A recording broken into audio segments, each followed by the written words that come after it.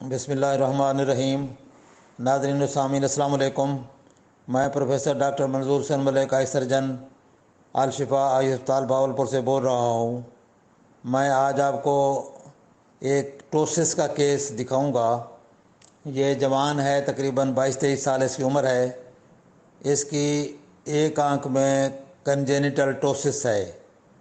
पैदाशी तौर पर इसका आंख का छप्पर जो है राइट आई का, ये नीचे गिरा हुआ है और इसको हम अपने मेडिकल ज़ुबान में टोसिस कहते हैं, या इसको ड्रूपी आईलेट कह सकते हैं, ड्रूपिंग ऑफ द आईलेट।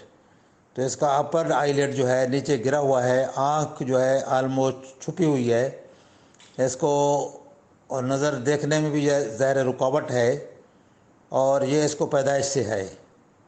तो इसका हमने मुआयना किया, इसके जो ज़रूरी टेस्ट वगैरह होते हैं शुरू में वो हमने किए, इसकी नज़र चेक की और उसके बाद इसका ऑपरेशन किया। तो ऑपरेशन के 3-4 दिन के बाद की ये तस्वीर मैं भेज रहा हूँ आपको।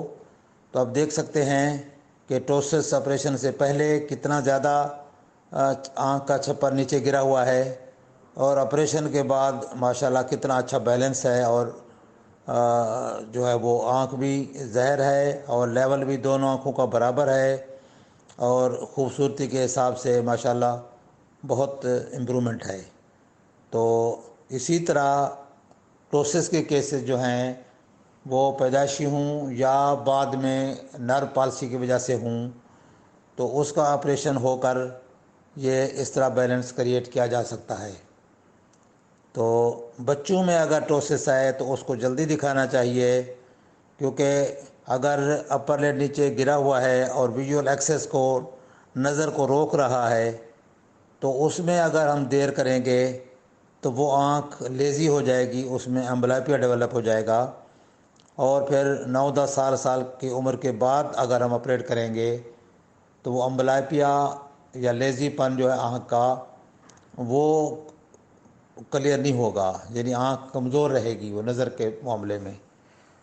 तो इसलिए बच्चों में इसका जल्द अज जल्द इसका कराना चाहिए, ऑपरेट करा लेना चाहिए अगर विजुअल एक्सेस कवर हो रहा है, या यानी ड्रूपिंग ज़्यादा है तो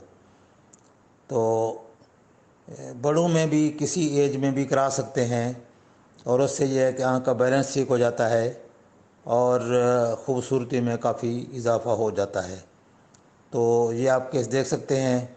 इसके अलावा बच्चों में या बड़ों में स्क्वेंट हो या आँख की कोई भी अबनॉर्मेलिटी हो तो उसका भी इलाज बआसानी हो सकता है और करा लेना चाहिए।